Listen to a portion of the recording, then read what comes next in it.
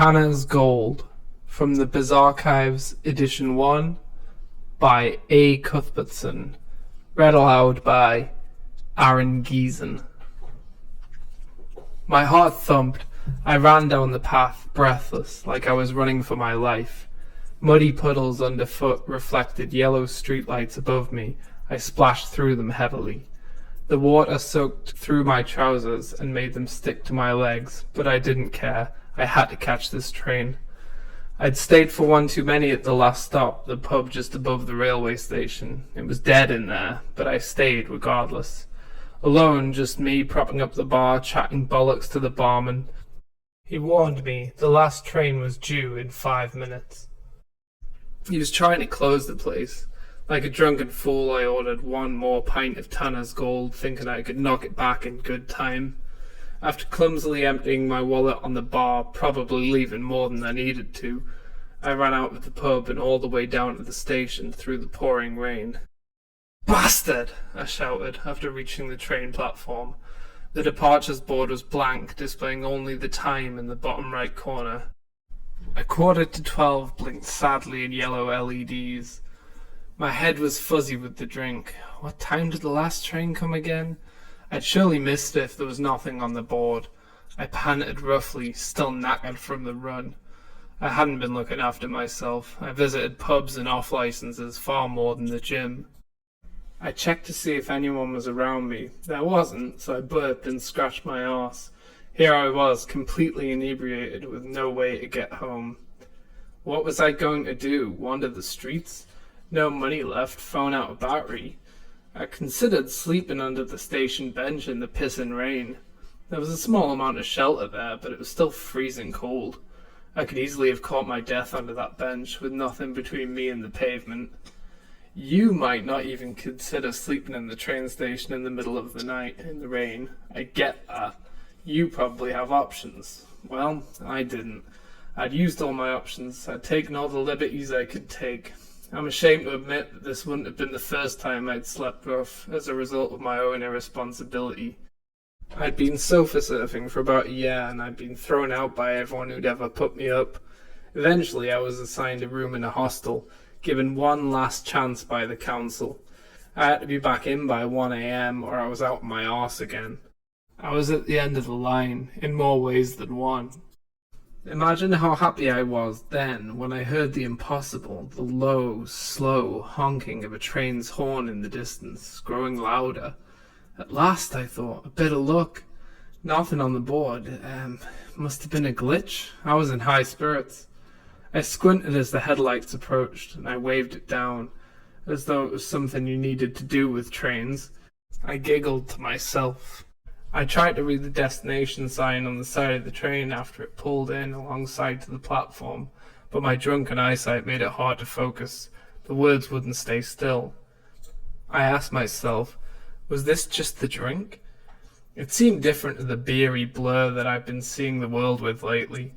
The letters seemed to writhe around one another. The words shifted left and right and crawled over themselves. Were those characters even English?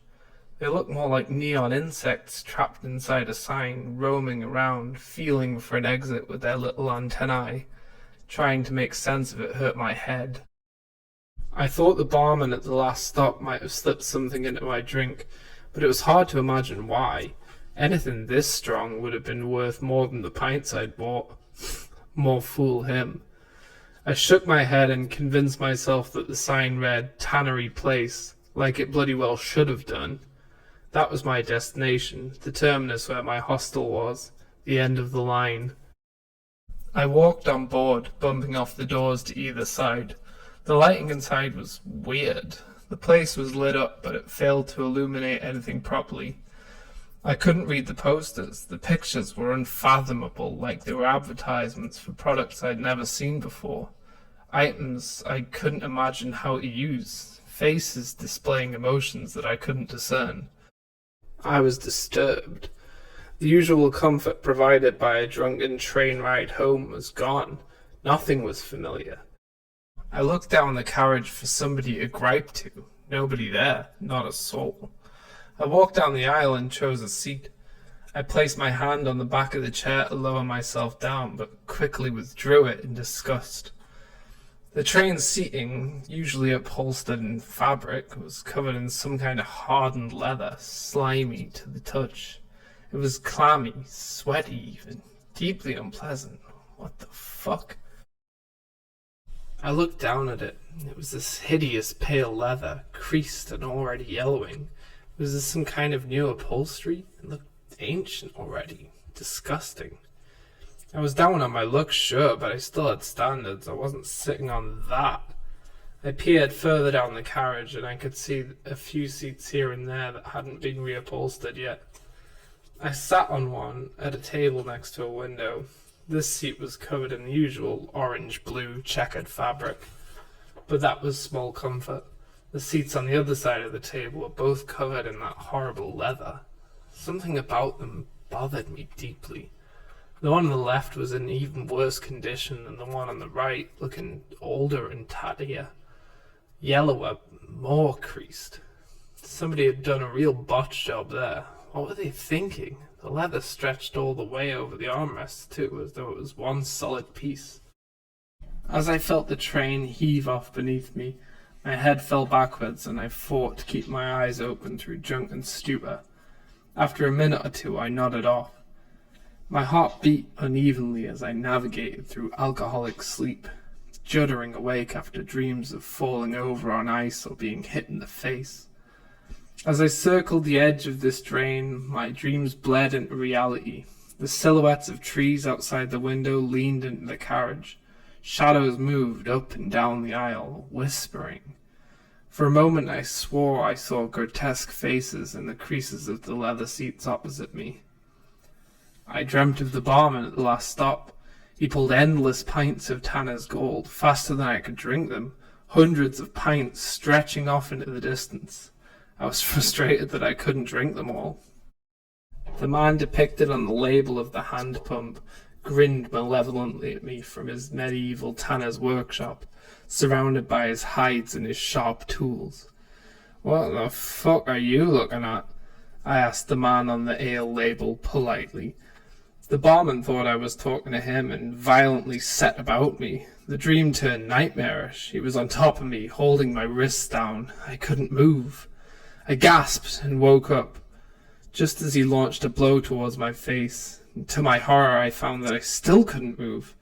It was as though I was glued to the seat. Drinking as much as I do, I'm no stranger to sleep paralysis, but it had never happened in public. I tried the usual tricks, wiggling my toes, swinging my eyeballs around left and right. No luck. I could see out of the window, but I didn't recognize where I was. I'd never seen these stations before. The lighting was off, the trains were messed up, and the architecture was odd. The scenery was freakish, the trees were warped, the hedges wild and ungainly. Fences looked like the twisted spines of snakes, ready to writhe around my limbs. Gates and doorways gaped like the jaws of hungry creatures, just before biting down on me. This was too much. I tried my hardest to move and shout. I could move my head slightly, and I could move the muscles in the rest of my body, but couldn't actually get up.